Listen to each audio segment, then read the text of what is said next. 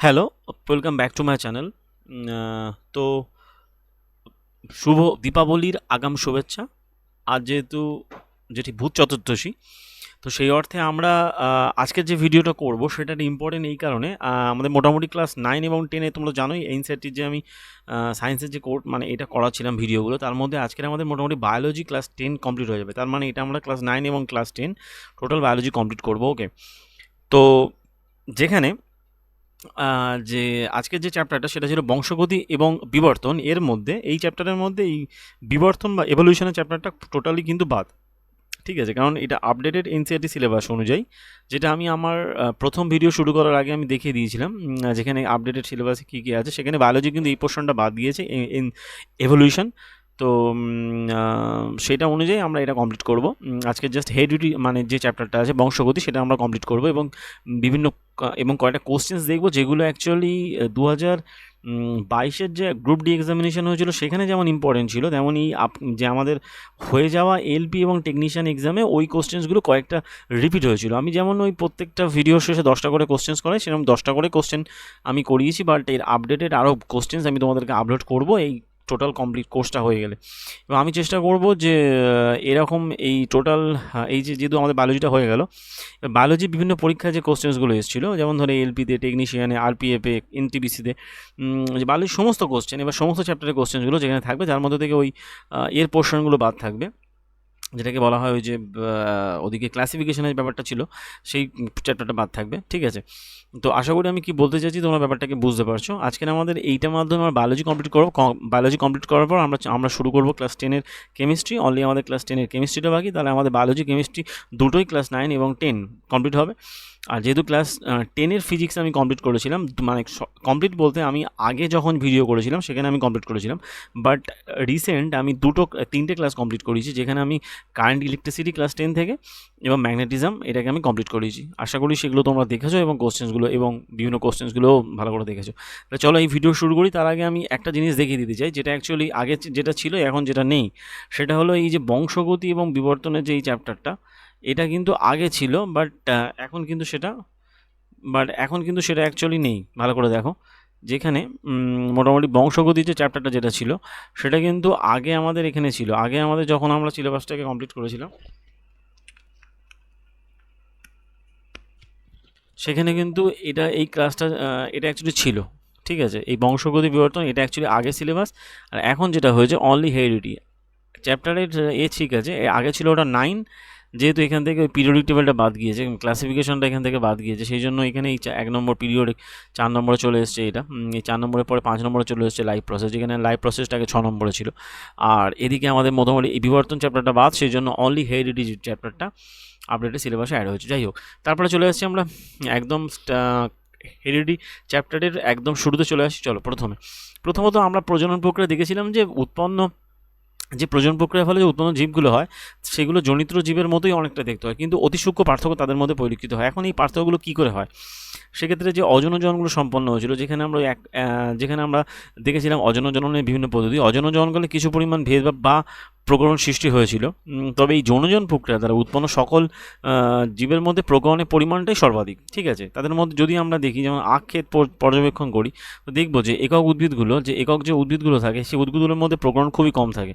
ঠিক আছে, মানে উদ্ভিদ বা এককোষী ক্ষেত্রে, কিন্তু মানুষ সহ অনেক প্রাণী আছে যারা যৌনজনন করে, তাদের ক্ষেত্রে কি দেখা যায়, বিভিন্ন জীবগোষ্ঠীগুলোর মধ্যে অ্যাকচুয়ালি খুবই সুস্পষ্ট পরিমাণে প্রকরণ বা ভেদ দেখতে পাওয়া যায়। ঠিক আছে, যাকে বলা হয় ডিফারেন্সিয়েশন।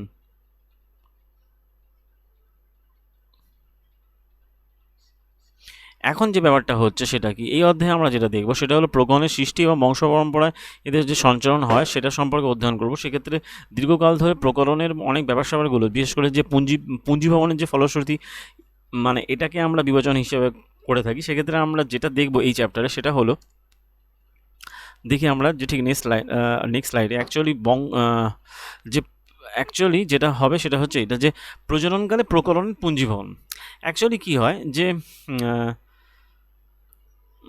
মোটামুটি পরবর্তী জনু থেকে উত্তরাধিকারের ফলে পরবর্তী জনুর মধ্যে, মানে পূর্ববর্তী জনু থেকে যে আগের মানে অ্যাকচুয়ালি পেরেন্টস থেকে যখন কোনো যখন অফস্প্রিং তৈরি হচ্ছে, যাকে বলে অফস্প্রিং মানে হচ্ছে কি যে পরবর্তী জনু তৈরি হচ্ছে, সেখানে কি দেখা যায় সাধারণত মৌলিক দেহ নকশা এবং সূক্ষ্মাতিসূক্ষ্ম পরিবর্তন দেখা যায়। সেক্ষেত্রে আমরা এইভাবে একটা নতুন প্রজন্ম যে প্রজননকালে কীভাবে ঘটতে পারে সেটা আমরা আইডিয়া যদি করি, দেখব যে দ্বিতীয় যখন জনু জীবেদের মধ্যে প্রথম জনু থেকে উত্তরাধিকার সূত্রে প্রাপ্ত পরিবর্তন সমূহের পাশাপাশি নতুনভাবে সৃষ্ট পার্থক্যগুলো দেখা যায়। অর্থাৎ ভালো করে শোনো, যে পেরেন্টস থেকে যখন অফস্প্রিং তৈরি হচ্ছে, অফস্প্রিং মানে পরবর্তী জনু, মানে পূর্ববর্তী জনু থেকে মানে যখন পরবর্তী জনু তৈরি হচ্ছে, সেক্ষেত্রে তাদের সাধারণত একটা মৌলিক দেহ নকশা, এতে সূক্ষ্মাতিসূক্ষ্ম পরিবর্তন উভয় দেখা যায়। এখন ভাবো যে এই নতুন প্রজননকালে কী করে ঘটতে পারে, যথাক্রমে যে দ্বিতীয় জনুর জীবদের মধ্যে প্রথম জনু থেকে উত্তরাধিকার সূত্রে প্রাপ্ত যে পরিবর্তনগুলো ঘটে, সেক্ষেত্রে এদের মধ্যে কিছু পার্থক্য দেখতে পাওয়া যায়, মানে যে বৈশিষ্ট্যগুলো পায় তার জন্য কিছু পার্থক্য হয়।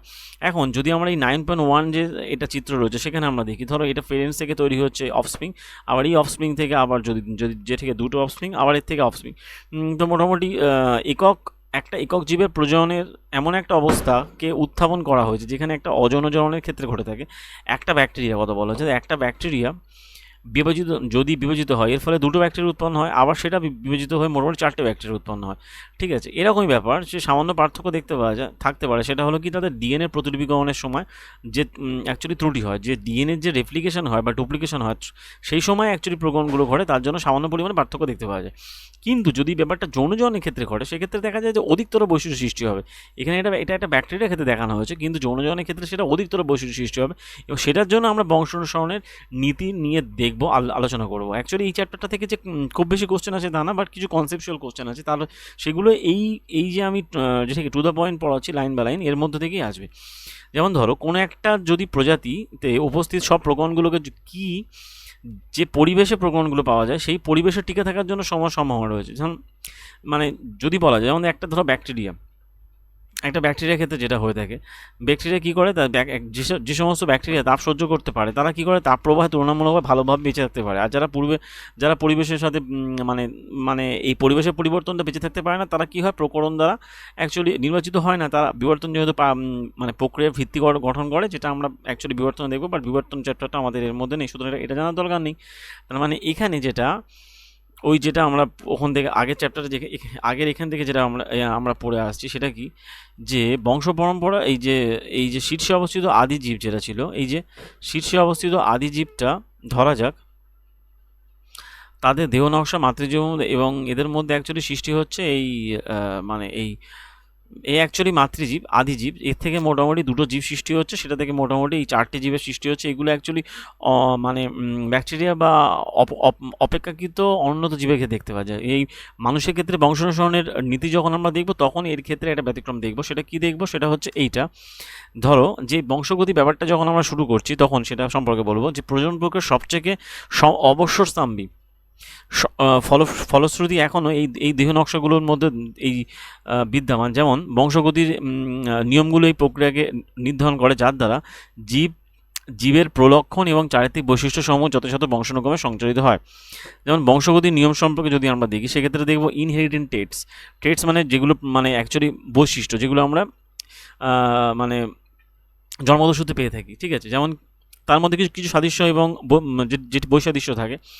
এর মধ্যে যেটা ইম্পর্টেন্ট, সেটা হলো যে একটা মানব শিশুর মধ্যে মানুষের সব মৌলিক বৈশিষ্ট্য বর্তমানে স্বাভাবিকভাবে, কিন্তু শিশুটাকে দেখতে হয় তার বাবার মতো অথবা তার মার মতো, পিতামাতার মতো, যদি মানে অ্যাকচুয়ালি পুরোপুরি না লাগলেও কিছুটা লাগে। এখন এই কারণে মানব গোষ্ঠীর মধ্যে বিশাল বৈচিত্র্য পরিলক্ষিত হয়। সম্পূর্ণ যে পিতামাতার মতো হয় যদি হতো, তাহলে তো তার মধ্যে কোনো বৈশিষ্ট্য থাকতো না, বাট এখানে তো অ্যাকচুয়ালি হয় না। তাই সেই জন্য বলা যায় যে এর একটা মানে বেস্ট এক্সাম্পলের মধ্যে যে এটা দেখানো হয়েছে 9.2 এই চিত্রটা, যেখানে বলা হয়েছে যে মুক্ত কর্ণলতা মানে কর্ণলতি বিশিষ্ট এবং যুক্ত কর্ণলতি বিশিষ্ট। ঠিক আছে, এই যে শ্রেণীকক্ষে সেই পিতামাতার কানের লতি কিরূপ তা যদি খুঁজে বার করা হয়, সেক্ষেত্রে এখানে বলা হচ্ছে প্রকরণের ব্যাপারগুলো, প্রকরণ সমূহের বংশানুসরণের নীতি, যেটা অ্যাকচুয়ালি মেন্ডেল আবিষ্কার করেছিলেন। তো মেন্ডেলের এই নীতিতে কি বলা হচ্ছে, মানুষের ক্ষেত্রে এই প্রলক্ষণসমূহের বংশানুসরণের নীতিগুলো ঘটনা যদি জানি, বাস্তবিক পক্ষে পিতামাতার উভয় থেকে আগত সমপরিমাণ জিনগত বস্তু সমন্বয়ে শিশুর জিনগত বস্তু তৈরি হয়। এর অর্থ হলো এই যে প্রতিটা প্রলক্ষণ পিতৃ ডিএনএ এবং মাতৃ ডিএনএ উভয় দ্বারা প্রভাবিত হতে পারে। তাই প্রতিটা শিশুদের প্রতিটা প্রলক্ষণের জন্য দুটো করে রূপ থাকে, ঠিক আছে। এবং শিশুটিতে দৃশ্যমান প্রলক্ষণটি কী হবে সেক্ষেত্রে দেখা যায়, যেমন মেন্ডেল এই ধরনের বংশানুসরণের মূল নীতিগুলো বের করেছিলেন, যেখানে বলা হয়েছে যে মেন্ডেলের নীতিক্ষেত্রে বলা বাস্তবিক পক্ষে পিতা এবং মাতা উভয় থেকে আগত সমপরিমাণ জিনগত বস্তু সমন্বয়ে একটা শিশু গঠিত হয়। সেক্ষেত্রে প্রতিটা প্রলক্ষণ মানে যা যা ক্যারেক্টারিস্টিক সেগুলো নয় পিতার ডিএনএ থেকে থাকবে, মাতার ডিএনএ থেকে উভয় দ্বারা প্রভাবিত হতে পারে। তাই প্রতিটা শিশুদের প্রতিটা প্রলক্ষণের জন্য দুটো করে রূপ থাকে, ঠিক আছে, মানে দুটো করে অ্যালিল থাকে। রূপ মানে এখানে অ্যালিল অ্যাকচুয়ালি কি, অ্যালিল হলো বৈশিষ্ট্য, একটা জিনে দুটো করে অ্যালিল থাকে, ঠিক আছে, মানে একটা ক্যারেক্টারের যে থেকে দুটো করে অ্যালিল থাকে, মানে দুটো করে বৈশিষ্ট্য থাকে। তো তাহলে শিশুদের দৃশ্যমান প্রলক্ষণ কী হবে সেটা অ্যাকচুয়ালি মেন্ডেল তার ক্যারেক্টারি মানে তার বংশানুসরণের সূত্রের মাধ্যমে দেখিয়েছিলেন। সেটা অ্যাকচুয়ালি কি, অ্যাকচুয়ালি মেন্ডেলের সম্পর্কে একটুখানি জানা দরকার। মেন্ডেল অ্যাকচুয়ালি 1822 থেকে যে ঠিক 84 সাল পর্যন্ত, যাই হোক সময়কাল, মোটামুটি এখান থেকে আমরা জানবো সেটা হলো তিনি তার মটর গাছ লাগানো শুরু করেছিলেন। যাই হোক, মটর গাছ বহু বিজ্ঞানী মটর গাছ এবং তার সজীব বস্তুর প্রলক্ষণ সময় বংশানুসরণ অধ্যয়ন করেছেন, কিন্তু মেন্ডেল তার বিজ্ঞান এবং গণিতের মাধ্যমে দেখান যে এই সংমিশ্রণটা ঘটিয়েছিলেন, এবং তিনি সর্বপ্রথম এটা দেখান যে প্রতি জনুতে দৃশ্যমান প্রলক্ষণের হিসাব রেখেছিলেন, এবং এটাকে বংশানুসরণের সূত্রাবলী হিসেবে তিনি পরবর্তীকালে প্রয়োগ করেছিলেন। সেক্ষেত্রে কী যেটা হিসাব রেখেছিলেন সেটা হচ্ছে এটাই যে মেন্ডেল তার পরীক্ষাতে, এখান থেকে প্রত্যেকটা লাইন ইম্পর্টেন্ট, মেন্ডেল তার পরীক্ষাটা করার জন্য বাগানের মটর গাছের মোটামুটি একটা বিশেষ কিছু মানে বিপরীতধ্বনি চারিত্রিক বৈশিষ্ট্যগুলোকে ব্যবহার করেছিলেন, ঠিক আছে। সেক্ষেত্রে এই বিপরীতধ্বনি চারিত্রিক বৈশিষ্ট্যগুলোকে ব্যবহার করেছিলেন। তার মধ্যে কী কী, যেমন একটা গোলাকার, একটা কুঞ্চিত, একটা দীর্ঘ, একটা বেঁটে খর্ব, একটা সাদা, একটা বেগুনি ফুল, আরও কিছু বৈশিষ্ট্য তিনি ব্যবহার করেছিলেন। এখন তিনি বিভিন্ন চারিত্রিক বৈশিষ্ট্যগুলো সমন্বিত মটর গাছটা নিয়েছিলেন, এবং তিনি একটা দীর্ঘ উদ্ভিদ এবং একটা খর্ব উদ্ভিদের মধ্যে সংকরণ ঘটিয়ে তিনি অপত্য যে উদ্ভিদ সৃষ্টি করেছিলেন, ওই যে আমরা দেখছিলাম পিতামাতা থেকে যখন জনিত্র উদ্ভিদ সৃষ্টি হয়, উদ্ভিদ সৃষ্টি করেছিলেন সেই উদ্ভিদের এবং দীর্ঘ অথবা খড়বিষ্ট অপত্য উদ্ভিদের শতকরা হার কত তা তিনি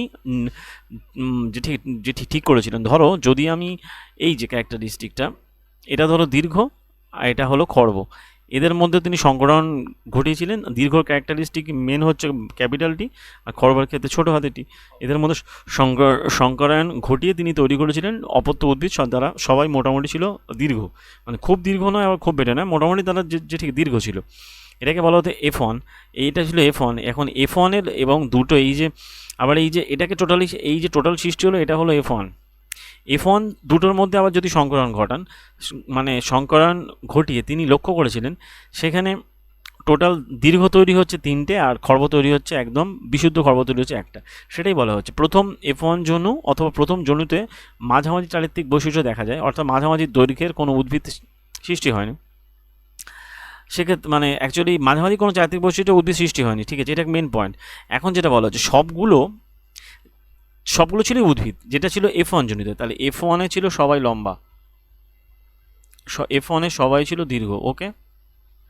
এবার যখন F1 দুটোর মধ্যে যখন তিনি সংকরণ ঘটান তখন দেখেছিলেন, এটা অর্থ জনিত্র জীবগুলোর প্রলক্ষণগুলোর মধ্যে কেবলমাত্র একটাই প্রলক্ষণ অপত্য জীব দেখা গেল, সেটা হলো দুটো উদ্ভিদের মিশ্রণ, কোনো প্রলক্ষণ দেখা যায়নি। যার অপত্য জীবে দেখা গিয়েছিল সেটা হলো কেবলমাত্র একটাই প্রলক্ষণ দেখা গেল, সেটা ছিল কি দীর্ঘ লম্বা, বাদবাকি কোনো বৈশিষ্ট্য দেখা যায়নি। পরবর্তী ক্ষেত্রে যখন F1-এর মধ্যে যখন মটর গাছগুলো F1 জনুতে উৎপন্ন মটর গাছগুলো যখন স্বপরাগজ ঘটানো হয়, আবার তাদের মধ্যে যদি স্বপরাগজ ঘটানো হয়, সেক্ষেত্রে দেখা যায় উভয় জনিত উদ্ভিদ প্রাপ্তির ক্ষেত্রে মেন্ডেল যাচাই করেছিলেন যে জনিত্র উদ্ভিদ থেকে প্রাপ্ত সমস্ত অপত্য অবশ্যই দীর্ঘ হবে, ঠিক আছে। তবে F1 জনু দীর্ঘ উদ্ভিদগুলো থেকে F2 জনিতে সৃষ্ট উদ্ভিদগুলো সবাই দীর্ঘ হয় না। F1 জনিতে ছিল সবাই দীর্ঘ, বাট F2-তে কিন্তু সবাই নয়, ঠিক আছে। এইটা একটা পার্থক্য তিনি লক্ষ্য করেছিলেন, এবং এখানে দেখেছিলেন দ্বিতীয় অপত্য জনু যেটা F2-তে কি দেখেছিলেন যে 1/4 খর্ব হবে, আর বাদবাকি এবং এই এই বিষয়টা তিনি নির্দেশ করেছিলেন দীর্ঘ এবং খর্ব উভয়ের লক্ষণই উদ্ভিদ থেকে F1 জনুতে F1 উদ্ভিদে সঞ্চালিত হয়েছিল, কিন্তু কেবলমাত্র দীর্ঘ প্রলক্ষণটা বহিঃপ্রকাশ ঘটেছিল। ঠিক আছে, F1 এর ক্ষেত্রে, তার মানে F1 এর ক্ষেত্রে কি বলেছিল, দীর্ঘটা প্রকাশ ঘটেছিল, বাট বৈশিষ্ট্য কিন্তু দুটোই প্রকাশিত হয়েছিল, দুটোই ট্রান্সফার হয়েছিল। ঠিক আছে, উভয় প্রলক্ষণ মানে যেটা লম্বা বেঁটে উভয় কিন্তু গিয়েছিল, লম্বা আর বেঁটে উভয় গিয়েছিল, বাট প্রকাশিত হয়েছিল কোনটা, দীর্ঘ বৈশিষ্ট্য, যে জন্য সব কটা হয়েছিল দীর্ঘ F1 এ।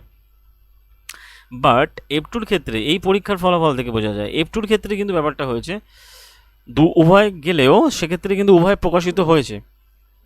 মানে F2 ক্ষেত্রে জনিত উদ্ভিদ থেকে অপত্য উদ্ভিদ দীর্ঘ হয়, তবে F1 জন্য উদ্ভিদের থেকে F2 জনিত উদ্ভিদগুলো সবগুলো দীর্ঘ হয় না। পরবর্তী ক্ষেত্রে কি দেখা যায়, পরবর্তী ক্ষেত্রে দেখা যায় যে ওই F2টা মোটামুটি F2 ক্ষেত্রে মোটামুটি দীর্ঘ যেটি দীর্ঘ তো যে বহিঃপ্রকাশ যেটি হয়েছিল ঠিকই, তার সাথে একটা বেঁটেও প্রকাশিত হয়েছিল, মানে যেটাকে বলা খর্বও হয়েছিল, মানে 1/4 খর্ব হয়েছিল। ঠিক আছে, তো মোটামুটি এই পরীক্ষাগুলো থেকে মেন্ডেল প্রস্তাব করেছিলেন যে প্রলক্ষণ নিয়ন্ত্রণকারী ফ্যাক্টরে দুটো প্রতিলিপি যৌনজননকারী জীবে উপস্থিত থাকে। ঠিক আছে, এইটা দিয়ে কোশ্চেন এসছে, এই দুটো প্রতিলিপি থাকে, মানে যে ঠিক দুটো ক্যারেক্টার থাকে। এখন জনিত্র জীবের প্রকৃতির উপর ডিপেন্ড করে এই অপত্য জীব দুটো সমরূপ অথবা ভিন্নরূপ হতে পারে। এই ধারণার উপর ভিত্তি করে বংশানুসরণের সূত্র প্রকাশিত হয়, সেটাকে বার করা যেতে পারে। ঠিক আছে, যেমন এখানে ছিল কি F1 জনু F2 জনুর এই যে ক্যালকুলেশনটা আমরা দেখব। তো মোটামুটি আমরা এখানে দেখলাম এই ব্যাখ্যাতে টিটি এবং ক্যাপিটাল টিটি যেটা অ্যাকচুয়ালি ছিল দীর্ঘ, আর এটা ছিল উভয় বৈশিষ্ট্য সম্পন্ন যদি উদ্ভিদের মধ্যে কেবলমাত্র টিটি হলো বেঁটে। অন্যভাবে বলতে গেলে ক্যাপিটাল টিটা হলো প্রতিলিপি দীর্ঘ, আর ছোটোটা হলো যেটি বেঁটে বৈশিষ্ট্য, মানে এটা অ্যাকচুয়ালি লম্বা বেঁটের মধ্যে যদি আমরা প্রকরণ ঘটাই সেক্ষেত্রে যে বৈশিষ্ট্যগুলো পাই সেগুলোর মধ্যে হলো F1 জনিত 1:1:1 হচ্ছে, আর F2 জনিতে কি সৃষ্টি হবে সেটা 1:2:1। ঠিক আছে, তো এখন এই F2 এই যখন মটর গাছগুলো একটা মাত্র বৈশিষ্ট্যের পরিবর্তে দুটো ভিন্ন বৈশিষ্ট্যে বর্তমান থাকে, তখন এদের মধ্যে সংকরণ ঘটে। সেক্ষেত্রে বলতে গোলাকার বীজটা দীর্ঘ উদ্ভিদ এবং কুঞ্চিত বীজটা যদি খর্ব উদ্ভিদের সংকরণ দেখানো যায় সেক্ষেত্রে কি হবে, এরা সবাই মোটামুটি গোলাকার হবে, দীর্ঘ বীজ মানে গোলাকার বীজ বিশিষ্ট দীর্ঘ হবে। তাই দীর্ঘকাণ্ড এবং গোলাকৃতি বীজ হলো প্রকট বৈশিষ্ট্যযুক্ত, যেটাকে ওই প্রকট বৈশিষ্ট্য বা ডমিনেন্ট ক্যারেক্টার বলা হয়, আর যেটাকে বলা হয় রিসেসিভ। তার মানে অর্থাৎ যখন F1 জনুতে অপত্য সংকর সৃষ্টি হবে, সেটা অ্যাকচুয়ালি F1 জনুর মধ্যে যদি সংকরণ সপরাগযোগ ঘটিয়ে F2 পাওয়া যায়, তখন কি হবে, তখন দেখা যাবে F2 জনুতে গোলাকার যেটা ছিল, মানে যেটা ডমিনেন্ট ছিল, সেটা দীর্ঘ উদ্ভিদ যেমন উৎপন্ন হয়েছে, কিছু কুঞ্চিতও পাওয়া গিয়েছে। মানে F2তে ডমিন্যান্ট থাকবে প্লাস যে ঠিক রিসেসিভ থাকবে, F1-এ সব ডমিন্যান্ট ক্যারেক্টার থাকবে। এটা ওই ক্যারেক্টারের ব্যাপারটা যেটা চলে আসছে, এটা দিয়ে কিন্তু ডাইরেক্ট কোশ্চেন আসবে, F1-এ কী ক্যারেক্টার দেখতে পাওয়া যায়, F2-তে কী ক্যারেক্টার দেখতে পাওয়া যায়।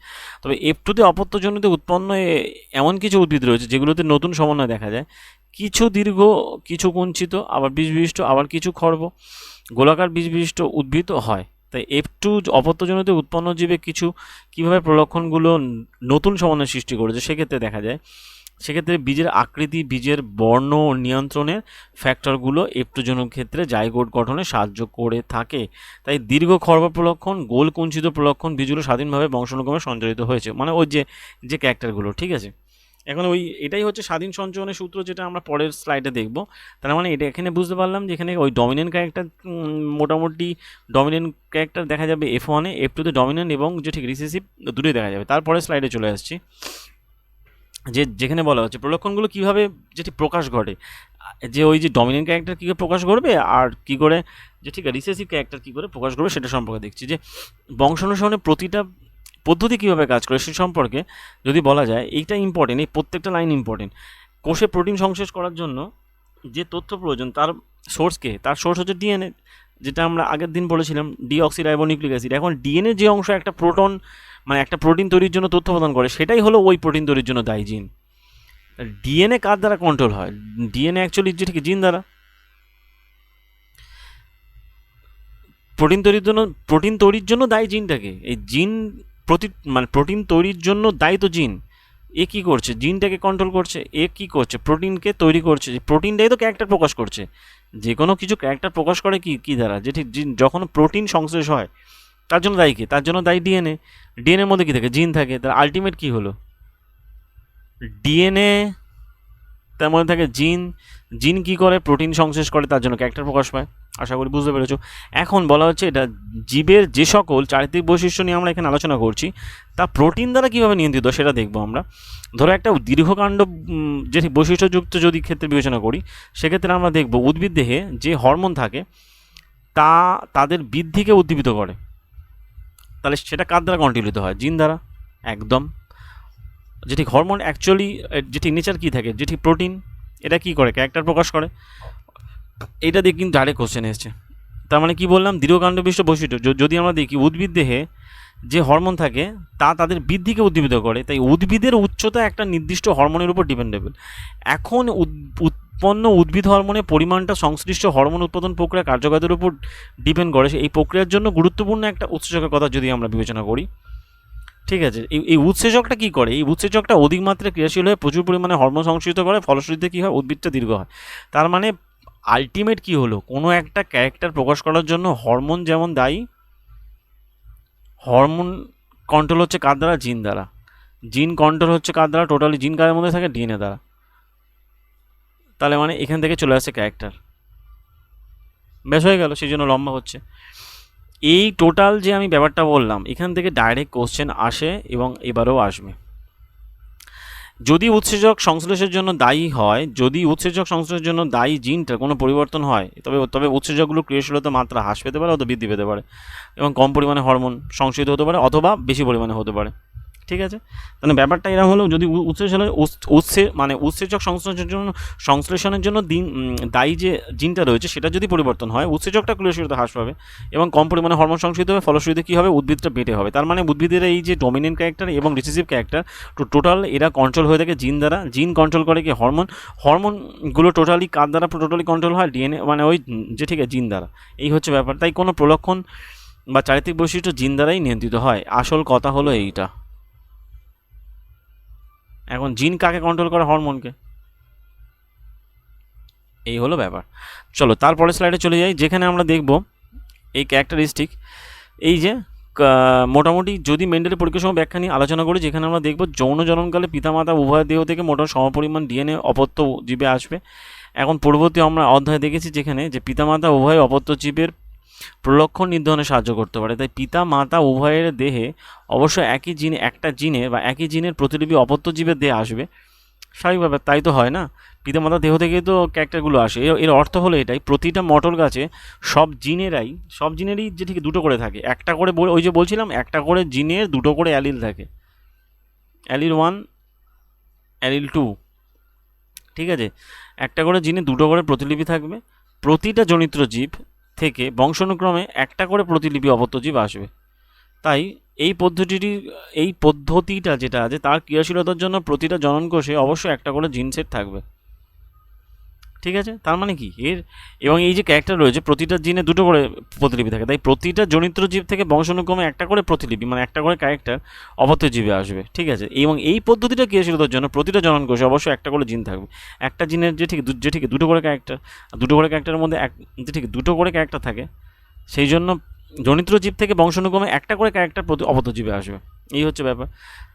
যেমন ধরো এখানে যে ঠিক দুটো ক্যারেক্টার গোল সবুজ যদি আমি ধরি, গোল সবুজ আর কুঞ্চিত হলো, তার মধ্যে RY আর স্মল RY, এদের দেখো, এদের দুটো ক্যারেক্টারের মধ্যে একটা করে ক্যারেক্টার চলে আসছে, এসে একটা অপত্য তৈরি করছে। এই হচ্ছে অপত্য, মানে এই হচ্ছে F1। এবার F1 এর মধ্যে অ্যাকচুয়ালি এর মধ্যে ক্রস হচ্ছে, স্বপরাগ যোগ হচ্ছে, ক্রস পলিনেশন নয়, সেলফ পলিনেশন হচ্ছে, হয়ে মোটামুটি এরকম কুঞ্চিত পাওয়া যায়, এরকম ক্যারেক্টারিস্টিক পাওয়া যায়। যেমন ধরো বলা হচ্ছে এখানে যে জনন কোষগুলোতে দেহস্থিত অন্য সব কোষগুলো স্বাভাবিক দুটো জিন সেট থাকে, অর্থাৎ ডিপ্লয়েড জিন সেট থাকে, মানে যেটা থাকে অ্যাকচুয়ালি ডিপ্লয়েড জিন সেট থেকে একটা জিন, অর্থাৎ হ্যাপ্লয়েড। ওই যে আমরা জানি জনকোষে কী হয়, N সংখ্যক কোষ থাকে, তো N সংখ্যক মানে যেটাকে বলা হ্যাপ্লয়েড জিন সেট আসে। যদি অপত্য উদ্ভিদগুলো জনিত্র উদ্ভিদ থেকে একটা করে সম্পূর্ণ জিন সেট বংশানুক্রমে লাভ করে, তবে সেক্ষেত্রে এই সেক্ষেত্রে পরীক্ষাটা এই 9.5 পরীক্ষাটার প্রয়োজন হবে না। কিন্তু এটা হয় না। অ্যাকচুয়ালি কী হয়ে থাকে, দুটো চারিত্রিক বৈশিষ্ট্য এখান থেকে একে অপরের সাথে লিঙ্ক থাকবে, তারা অ্যাকচুয়ালি কী করবে, স্বাধীনভাবে সঞ্চারিত হতে পারবে না। এটা এইভাবে ব্যাখ্যা করা যায় যে প্রতিটা জিন সেই এক একক দীর্ঘসূত্রাকার ডিএনএ রূপে উপস্থিত না থেকে পৃথক পৃথক স্বাধীনভাবে খণ্ড থাকে। তাহলে জিনগুলো আলাদা আলাদাভাবে থাকে এবং আলাদাভাবে তারা কী করে, সেগমেন্টেশন ঘটে, যাকে বলে সেগমেন্টেশন ল। আলাদাভাবে সেগুলো কিন্তু সেগমেন্টেড হয়, ঠিক আছে। একসাথে কিন্তু ওরা মানে গমন করে না। ধরো এই যে টোটাল জিনটা আছে সবকটা একসাথে গমন করবে না, আলাদাভাবে সেগমেন্টেড এরা গমন করে। এই হচ্ছে আসল কথা এখান থেকে। এর পরের স্লাইডে কী দেখবো, এর পরের স্লাইডে দেখবো ওই যে স্বাধীন খণ্ডকের যে ব্যাপারটা, যে প্রতিটা স্বাধীন খণ্ডককে বলা হয় এই যে ক্রোমোজোম। এখন এই যে প্রত্যেকটা, তাহলে ওই যে এন সংখ্যক অ্যাকচুয়ালি যে জার্ম সেলে কী থাকে, জার্ম সেল মানে জনকোষে এন সংখ্যক ক্রোমোজোম থাকে, জার্ম সেল যাকে বলা হয়। তো সেক্ষেত্রে কী হয়, প্রতিটা কোষে এখন এই যে স্বাধীন খণ্ডককেই বলা হয় ক্রোমোজোম। প্রতিটা কোষে প্রতিটা ক্রোমোজোমে দুটো করে প্রতিলিপি থাকে। একটা ক্রোমোজোমে যে ঠিক দুটো করে জিন থাকে, এদের মধ্যে একটা পিতার দেহ থেকে আসে, একটা মাতার দেহ থেকে আসে অপত্য ক্ষেত্রে। তাই প্রতিজোড়া ক্রোমোজোম থেকে একটা করে ক্রোমোজোম প্রতিটা জনন কোষে আসবে, যেটাকে বললাম এন হ্যাপ্লয়েড হয়। হ্যাঁ, আর দেহকোষে থাকে ডিপ্লয়েড, আর জনন কোষে থাকে হ্যাপ্লয়েড। এই দুটো করে হ্যাপ্লয়েড আসবে, এসে কী করবে, একটা ডিপ্লয়েড তৈরি করবে। পিতা থেকে একটা হ্যাপ্লয়েড আসবে, এর থেকে একটা হ্যাপ্লয়েড আসবে মাথা থেকে। তাই যখন দুটো জননকোষ মিলিত হয় তখন মিলনের ফলে সৃষ্ট অপত্যজীবে ক্রোমোজোমের স্বাভাবিক সংখ্যাটা আবার ফিরে আসে। কিন্তু জননকোষের ক্ষেত্রে কিন্তু সেটা কিন্তু অর্ধেক হয়ে যায়, যেটাকে মিয়োসিস পদ্ধতির মাধ্যমে। ফলে প্রজাতির ডিএনএ স্থিতিশীলতা সুনিশ্চিত করে। এখন এই যে এই ধরনের বংশানুসরণ পদ্ধতি মেন্ডেলীয় পরীক্ষা ফলাফল ব্যাখ্যা করে এবং যৌনজননকারী জীবে এই পদ্ধতি অনুসারে বংশানুসরণ ঘটে থাকে, ঠিক আছে। এখন এই অযৌনজননকারী জীবেরা একই নীতি অনুসরণ করে থাকে। তার মানে এই যে সেগমেন্টেশনের লটা অযৌনজনন মানে জননকারী জীব এবং যৌনজননকারী জীব উভয়ের ক্ষেত্রে ঘটে থাকে, অ্যাসেক্সুয়াল এবং সেক্সুয়াল উভয়ের ক্ষেত্রে ঘটে থাকে। এরপরে যেটা চলে আসছে যে লিঙ্গ নির্ধারণ বা সেক্স ডিটারমিনেশন। এখন এই ব্যাপারটা সম্পর্কে আমরা আগে দেখেছি, ধরো যারা অ্যাকচুয়ালি যৌনজনন করে থাকে, যাদের ক্ষেত্রে সেক্সুয়াল যে ঠিক রিপ্রোডাকশন হয়, সেক্ষেত্রে দুটো লিঙ্গের জীবকে বেশ কিছু কারণে অবশ্যই এদের পরস্পর থেকে স্বতন্ত্র হতে হয়, ঠিক আছে। যেমন একটা নবজাতকের লিঙ্গ কীভাবে নির্ধারিত হয় সে ব্যাপারে আমরা দেখব যে বিভিন্ন প্রজাতির লিঙ্গ নির্ধারণের জন্য বেশ কিছু কৌশল অবলম্বন করে থাকে। কিছু জীব সম্পূর্ণ পরিবেশীয় সংকেতের উপর ডিপেন্ড করে, আবার কিছু জীব শৈশবের মধ্যে প্রাণীরা তারা কী করে, যে তারা নিষিক্ত ডিম্বাণু থেকে সৃষ্ট প্রাণীরা পুরুষ না স্ত্রী হবে, সেই তাপমাত্রায় তারা অ্যাকচুয়ালি নিষিক্ত ডিম্বাণুগুলোকে রাখা হয়েছে তার উপর ডিপেন্ড করে। এটা অ্যাকচুয়ালি ওই এদের ক্ষেত্রে হয়ে থাকে, কতিপয় সরীসৃপ জীবের ক্ষেত্রে হয়। কোন টেম্পারেচারে তারা অ্যাকচুয়ালি কি ডিমগুলো নিষিক্ত হচ্ছে তা মানে রাখা হয়েছে তার উপর ডিপেন্ড করে। অন্য কিছু জীব যেমন শামুকের ক্ষেত্রে, শামুকের প্রতিটা জীব তাদের লিঙ্গ পরিবর্তন করতে পারে, ঠিক আছে। এটা ইম্পর্ট্যান্ট একটা পয়েন্ট, যা নির্দেশ করে এই যে সকল জীবের ক্ষেত্রে জিনগত লিঙ্গ নির্ধারিত হয় না। এটা একটা ইম্পর্টেন্ট পয়েন্ট, তাহলে শামুকের এর মধ্যে পড়ছে। মানুষের ক্ষেত্রে ব্যাপারটা কী হয়ে থাকে, মানুষের ক্ষেত্রে কোনো ব্যক্তির লিঙ্গ নির্ধারণ প্রথমত জিনগতভাবেই হয়ে থাকে। যেমন আমরা ছেলে হব না মেয়ে হব, সেটা আমাদের পিতামাতা উত্তরাধিকার সূত্রে প্রাপ্ত জিন দ্বারাই নিয়ন্ত্রিত হয়, ঠিক আছে। যেমন ধরো এটা অ্যাকচুয়ালি একজন পুরুষ যার ক্ষেত্রে XY আর একজন মহিলা যার ক্ষেত্রে XX। এখন ব্যাপারটা কী হয়, যতদূর আমরা অনুমান করতে পারি সেক্ষেত্রে কী হয়, পিতামাতা উভয় থেকে বংশানুক্রমভাবে আমরা এক প্রকার জিন সেট পাই। ধরো XY থেকে যদি XY থেকে আর XX থেকে, এখান থেকে ধরো আমি যদি Y পাই আর এখান থেকে যদি আমি ধরো X পাই, এদের মধ্যে অ্যাকচুয়ালি যখন সংকরণ হচ্ছে তখন আমরা কি XY পাচ্ছি। আবার এর থেকে যদি আমি X পাই আর এর থেকে যদি আমি X পাই, তখন আবার এদের মধ্যে সংকরণ ঘটে তৈরি হচ্ছে XX। ব্যাপারটা হচ্ছে এই। তো এক্ষেত্রে কি বলা হচ্ছে যে এই ঘটনাটা সেরকমভাবে ঘটে যে জিনগত উত্তরাধিকার কীভাবে লিঙ্গ নির্ধারণ করে সেটা আমরা দেখতে পারি পরের স্লাইডে দেখব, যেখানে আমরা কি দেখছি ভালো করে দেখো ব্যাপারটা। এই তথ্যে কী হয়েছে, মানবদেহের সব ক্রোমোজোম জোড়ায় থাকে না, ঠিক আছে। সেক্ষেত্রে মানবদেহের অধিকাংশ ক্রোমোজোমগুলো একটা মাতৃকপি একটা পিতৃকপি রূপে রয়েছে, ঠিক আছে। আমাদের দেহে 22 জোড়া রয়েছে অটোজোম, 22 জোড়া অটোজোম রয়েছে যাকে বলা দেহ ক্রোমোজোম রয়েছে, আর যেটা এক জোড়া সেক্স ক্রোমোজোম রয়েছে, ঠিক আছে। আমাদের টোটাল কত, 23 পেয়ার, তো 23 পেয়ার ক্রোমোজোম। তার মধ্যে 1 পেয়ার হচ্ছে কি সেক্স ক্রোমোজোম আছে, সেটা হয় XX অথবা XY, আর 22 জোড়া অ্যাকচুয়ালি রয়েছে বডি ক্রোমোজোম, ঠিক আছে, 22 পেয়ার। এক্ষেত্রে কী হয় যে মোটামুটি 22 জোড়া ক্রোমোজোম রয়েছে, কিন্তু এক জোড়া ক্রোমোজোম অ্যাকচুয়ালি সেক্স ক্রোমোজোম বলা হয়, যেগুলো অ্যাকচুয়ালি যৌন ক্রোমোজোম নামে পরিচিত। এরা সবসময় সঠিক জোড়ায় অবস্থান করে, যেটা অ্যাকচুয়ালি এরম, এবং একটা সঠিক জোড়া গঠন করতে পারে না, তাই এরা অ্যাকচুয়ালি বিসদৃশ হয়। যেমন যেটি মহিলাদের ক্ষেত্রে সেক্স ক্রোমোজোমের সঠিক জোর আছে, কারণ উভয় ক্ষেত্রে কী হয়ে থাকে, এক্স ক্রোমোজোম থাকে, কিন্তু পুরুষের ক্ষেত্রে সেটা অ্যাকচুয়ালি বিসদৃশ হয়, মানে একটা এক্স হয়ে থাকে একটা ওয়াই হয়ে থাকে। এখন এই ওয়াই ক্রোমোজোমের সংখ্যা অ্যাকচুয়ালি বলছে যে ঠিক গবেষণায় বর্তমানে বলা হচ্ছে ওয়াই ক্রোমোজোম কিন্তু সংখ্যা কমে যাচ্ছে বর্তমানে, এটা অ্যাকচুয়ালি অবলুপ্তির পথে। যাই হোক, তো মোটামুটি মহিলাদের যৌন ক্রোমোজোমগুলো এক্স এক্স হয়ে থাকে, পুরুষের ক্ষেত্রে এক্স ওয়াই হয়ে থাকে। এখন যখন এক্স এবং ওয়াই ক্রোমোজোমের বংশানুসরণ কীভাবে করবে সে আমরা বার করতে পারি। যেমন দেখো, যে সন্তানের এই যে বলা হচ্ছে গ্যামেট এক্স ওয়াই, আর এটা হচ্ছে কি ওভাম অ্যাকচুয়ালি ও, ঠিক আছে এক্স। এবারে যদি দুটো একসঙ্গে ফার্টিলাইজ করে এক্স এক্স, তাহলে এক্স অ্যাকচুয়ালি অবত্যসম স্ত্রী হবে, আর যদি এক্স ওয়াই ফার্টিলাইজ হয় তখন তাহলে পুরুষ হবে। এই ব্যাপারটা, যে সন্তানদের মধ্যে অর্ধেক সংখ্যক হবে পুত্র সন্তান এবং অর্ধেক সংখ্যক বাকি অর্ধেক সংখ্যক হবে কন্যা সন্তান, সেটা আমরা এই 9.6 থেকে পাচ্ছি। যেখানে ছেলে অথবা মেয়ের নির্বিশেষে সব সন্তানই তার পিতামাতা থেকে বংশানুক্রমে একটা করে এক্স ক্রোমোজোম পেয়ে থাকে। তার মানে এটা মাস্ট, তার মানে এক্স ক্রোমোজোমটা অ্যাকচুয়ালি যে কোনো সন্তানই পেয়ে থাকবে পিতা বা মাতা থেকে। তাই শিশুরা তাদের পিতার থেকে বংশানুক্রমে কোনো যৌন ক্রোমোজোমটা পেয়েছে, তার দ্বারাই শিশুদের লিঙ্গটা নির্ধারিত হয়। এটা দিয়ে ডাইরেক্ট কোশ্চেন এসে, তাহলে শিশুদের লিঙ্গ নির্ধারিত হয় কার দ্বারা, পিতা দ্বারা, ঠিক আছে। তাই যে শিশুটা তার পিতার কাছ থেকে বংশানুক্রমে এক্স ক্রোমোজোম পেয়েছে সে একটা কন্যা সন্তান দেবে, আবার যে অ্যাকচুয়ালি শিশুটা পিতার কাছ থেকে একটা ওয়াই ক্রোমোজোম পেয়েছে সে অ্যাকচুয়ালি পুত্র সন্তান হবে, ঠিক আছে। অ্যাকচুয়ালি এটা হবে বললাম, এটাও হবে, পুত্র সন্তান হবে।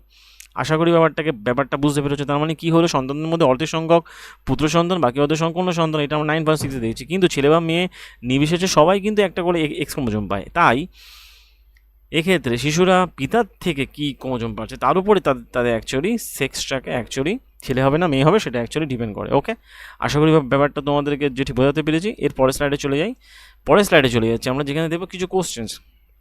মোটামুটি ওই চ্যাপ্টারটা মানে মোটামুটি চ্যাপ্টার ওই পর্যন্ত শেষ। এবার কিছু কোশ্চেন যেখানে বলা হচ্ছে sex of the person determine by the, একদম পাতি কোশ্চেন এসে একটা ব্যক্তির লিঙ্গ যে ঠিক নির্ধারিত হয় কার দ্বারা, দ্য ক্রোমোজোমস যে ঠিক present in the sperm. Actually এই একটাই কোশ্চেন বিভিন্নভাবে অপশানে কোশ্চেনটাকে দেওয়া হয়েছে, যেমন এটা আমি একটু আগেই বললাম। তার মানে আরআরবি গ্রুপটিতে এসেছিল 25/2022। তাই হোক, তারপরে স্লাইডে চলে যায় যেখানে বলা হচ্ছে যে ঠিক 2 নম্বর কোশ্চেনে কী আছে, who among the following was the first blend his knowledge of science and mathematics to keep count individual exhibiting particular trade and each generation. তাহলে এর মধ্যে কে প্রথম মানে এক বিজ্ঞানী যে প্রথম বিজ্ঞান এবং গণিতের সাহায্যে তিনি ওই একটা নির্দিষ্ট বৈশিষ্ট্য মানে জিন সংক্রান্ত ব্যাপারগুলোর তথ্য প্রদান করেন ইন্ডিভিজুয়ালের ক্ষেত্রে পার্টিকুলার জেনারেশন, তিনি হলেন গ্রেগর জন মেন্ডেল। ওই একটু আগে আমরা দেখলাম গ্রেগর জন মেন্ডেল কী করেছিলেন সায়েন্টিফিকভাবে। এটা এসেছিলো আরবি গ্রুপ ডিতে, এসেছিলো 7, 10, 22। অ্যাকচুয়ালি আরবি গ্রুপ ডি কোশ্চেন এবং এলপি আর টেকনিশিয়ানের এই রিসেন্ট পরীক্ষার কোশ্চেনগুলো ম্যাক্সিমামগুলো একই এবং কমন এসছে বলে আমি আর ওগুলোকে যেটি লিখিনি, জাস্ট ওই 10টাই কমপ্লিট করেছি। যাই হোক, তবে পরের যে ভিডিও হবে যখন ওই টোটাল কোশ্চেনের চ্যাপ্টারের উপর তখন কিন্তু আমি করবো, যখন যে ঠিক রিভিশনের যে ভিডিওগুলো হবে। যাই হোক, Mendel's law independent assessment was based on the parent P plants differing how many trades. মেন্ডেলের স্বাধীন বিন্যাস সূত্রটা অ্যাকচুয়ালি মটরশুঁটি উদ্ভিদগুলোর মধ্যে সংখ্যার ভিত্তিতে পার্থক্য করা হয়েছিল। এটা কতগুলো বৈশিষ্ট্যের উপর ডিপেন্ড করে, ওই যে বললাম প্রত্যেকটা জিনের দুটো করে ক্যারেক্টার থাকে, দুটো করে অ্যালিল থাকে, অ্যালিল 1, অ্যালিল 2, অ্যাকচুয়ালি দুটো করে ক্যারেক্টার থাকে। আর এটা আসছিল আরআরবি গ্রুপ ডি 7/10/2022। যাই হোক, তারপরে স্লাইডে চলে যাই যেখানে বলা হচ্ছে in human the sex of the offspring is determined by the, আবার সে একই কোশ্চেন, মানবদের সন্তানের লিঙ্গ নির্ধারিত হয় প্যাটার্নাল ক্রোমোজোম দ্বারা, যেটা অ্যাকচুয়ালি কী হয়ে থাকে এক্স ওয়াই প্যাটার্নাল ক্রোমোজোম, আর মায়েদের ক্ষেত্রে কী হয়ে থাকে এক্স এক্স, ঠিক আছে। এটা হচ্ছে এক্স ওয়াই হবে অ্যান্সার। তা আরআরবি গ্রুপ ডি 14/9/2022। যাই হোক, তারপরে স্লাইডে চলে আসছি। পরের স্লাইডে কী আছে কোশ্চেন, বলা হচ্ছে what are the responsible for the determination of the sex. আবার সে একই কোশ্চেন, ডিটারমিনেশন অফ সেক্স করে থাকে কোন জাতীয় ক্রোমোজোম। অ্যাকচুয়ালি ওই যে বললাম অ্যালোজোম আর অটোজোম। অটোজোমকে বলা হয় দেড় ক্রোমোজোম, যার সংখ্যা হচ্ছে কত 22 পেয়ার, যাকে বলে 44টা। আর অ্যালোজোমটা কী করে থাকে, অ্যালোজোম হচ্ছে 1 পেয়ার থাকে, যেটা অ্যাকচুয়ালি সেক্সকে নির্ধারণ করে থাকে, ঠিক আছে। অ্যান্সার হবে অ্যালোজোম। আরআরবি গ্রুপ ডিতে এসেছে 14/9/2022। যাই হোক, তার পরের স্লাইডে চলে যাই। বলা হচ্ছে যে what is the genetic material of the inhabited from the one generation to another generation. এক প্রজন্ম থেকে অন্য প্রজন্ম জেনেটিক উত্তরাধিকার সূত্রে পাওয়া যায়, সেটা অ্যাকচুয়ালি কিসের মাধ্যমে, সেটা অ্যাকচুয়ালি ডিএনএ পাঠায়। ডিএনএ অ্যাকচুয়ালি কী করে থাকে এক প্রজন্ম থেকে অন্য প্রজন্মে অ্যাকচুয়ালি ক্যারি করে থাকে বৈশিষ্ট্যগুলোকে, জিএনএ থেকে জিন ডিএনএ মধ্যে থাকে জিন থেকে প্রোটিন থেকে ক্যারেক্টার। এখানে আবার যে ঠিক হরমোন একটা ব্যাপার আছে, যেটা প্ল্যান্টের ক্ষেত্রে হরমোন কাজ করে থাকে ক্যারেক্টার।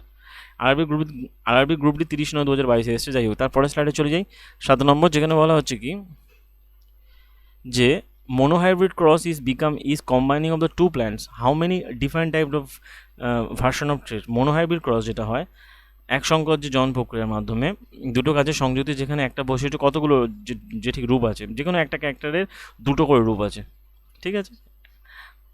আরআরবি গ্রুপ ডিতে এসছে, রকম আছে 29/8 এসছে, যাই হোক তারপরে স্লাইডে চলে যাই, যেখানে বলা হচ্ছে gene controls the trait through the activity of জীবা, বলতে হয়েছে যে জীবেদের ক্ষেত্রে বিশেষ ক্ষমতার মাধ্যমে নিয়ন্ত্রণ করে থাকে জীবের ক্যারেক্টারগুলো নিয়ন্ত্রণ করে থাকে কে? জিনের মাধ্যমে। জিনগুলো কন্ট্রোল করে থাকে কার মাধ্যমে? হরমোনের মাধ্যমে, যেটা অ্যাকচুয়ালি উদ্ভিদের ক্ষেত্রে আমরা বেশি দেখলাম যে ক্যারেক্টারগুলো প্রকাশ পাচ্ছে হরমোন, বা এখানে যদি প্রোটিন থাকতো প্রোটিনও হতো। যাই হোক তারপরে ক্লোজ কোশ্চেন আরআরবি 8/9-22 এসছে। যাই হোক তারপরে কোশ্চেনে চলে যাই, বলা হচ্ছে যে in human males the sex chromosome present in the XY, what is the difference between the them? মানব পুরুষের ক্ষেত্রে লিঙ্গ ক্রোমোজোমগুলোর XY যেগুলো পার্থক্য কী? XY বলা হচ্ছে যে এক্স ক্রোমোজোম হচ্ছে কি XY এর মধ্যে XY হচ্ছে এক্স ক্রোমোজোম সব থেকে বড়, আর যেখানে Y ক্রোমোজোম হয়ে থাকে ছোট সংখ্যায়, মানে আয়তনের দিক থেকে, মানে যে ঠিক দৈর্ঘ্যের দিক থেকে যদি এক্স আর ওয়াই হয় তার মধ্যে এক্স ক্রোমোজোম বড় হয়ে থাকে, ঠিক আছে। আরবি গ্রুপটি 24/2022 এসছে। তার লাস্ট কোশ্চেন চলে যায়, যেখানে দেখবো আমরা লাস্ট কোশ্চেনে one reason of the Mendel was successfully discovering the law of the governing inheritance of the trait. Mendel যে কারণে বংশগত বৈশিষ্ট্য নিয়ন্ত্রণ আবিষ্কার সফল হয়েছিল, সে তার মধ্যে কী ছিল? হি use to knowledge of the evolutionary process, না যেটি বিবর্তন মানে যে ঠিক নলেজটাকে অ্যাপ্লাই করেছিল, না he use to plan institute of the plant animal, না এটা একদম নয়। He was a trend scientific method, না এখানে he kept numerical count of the progeny. ওই যে কতগুলো ক্যারেক্টার তৈরি হচ্ছে সেগুলো তিনি একটা নিউমেরিক্যাল সংখ্যাভিত্তিক যেটি গণনা করে সেগুলো ক্যালকুলেশন করেছিলেন। এটা আরআরবি গ্রুপটি 29/9 এসছে। যাই হোক মোটামুটি আমরা এর মাধ্যমে কিন্তু আমাদের বায়োলজি চ্যাপ্টার কমপ্লিট করলাম, এবং তার সাথে 10টা কোশ্চেনও কমপ্লিট করলাম। লাস্ট চ্যাপ্টার ছিল বংশগতি হেরিডিটি, ঠিক আছে। তো এর পরের এবং এটার মাধ্যমে আমাদের টোটাল ক্লাস 9 এবং 10 বায়োলজি কমপ্লিট হলো, ঠিক আছে। আশা করি ভিডিও তোমাদের ভালো লেগেছে, এবং এর পরের ভিডিওতে আমরা মোটামুটি ওই কেমিস্ট্রিটা শুরু করবো ক্লাস 10-এর। তার কেমিস্ট্রি শেষ হলেই 3 থেকে 4টে ভিডিও কেমিস্ট্রি মোটামুটি শেষ হলেই সেটা আমরা অ্যাকচুয়ালি আমরা শুরু করব যে ঠিক ফিজিক্সটা, যেটা ক্লাস 10 থেকে ফিজিক্স শুরু করবো, তারপর আমি ক্লাস 9-এ যাবো। তো আশা করি ভিডিও তোমাদের ভালো লেগেছে। যদি ভালো লেগে থাকে ভিডিওটা তাহলে লাইক করো, চ্যানেলটাকে অবশ্যই চ্যানেলটাকে সাবস্ক্রাইব করো এবং শেয়ার করো। এই চ্যানেলে পিডিএফ কিন্তু আমার টেলিগ্রাম চ্যানেলে সব আপলোড হচ্ছে, সেখান থেকে তোমরা কালেক্ট করতে পারো। দেখা হবে পরের ভিডিওতে, আর অবশ্যই ফিডব্যাক জানাও কেমন ভিডিও হচ্ছে। আপাতত ভিডিও পর্যন্ত, থ্যাংক ইউ। হ্যাঁ, কালী পুজো ভালোভাবে কাটাও, সাবধানে কাটাও, এবং কামিং ইয়ারে মানে আসছে বছর যেন এই কালী পুজো তোমরা আনন্দ করতে পারো, সেই যে ঠিক শুভাকাঙ্ক্ষী আমি আশীর্বাদ বা প্রার্থনা মানে করলাম, যাতে তোমরা হাসিতে কাটাতে পারো পরের বছর বা এবছরও, এবং পরের বছর যেন তোমাদের হাতে চাকরি থাকে। আশা করি ভিডিও তোমাদের ভালো লেগেছে। ভালো লেগে থাকলে লাইক করো, শেয়ার করো, অবশ্যই চ্যানেলকে সাবস্ক্রাইব করো। আপাতত এই পর্যন্ত, থ্যাংক ইউ।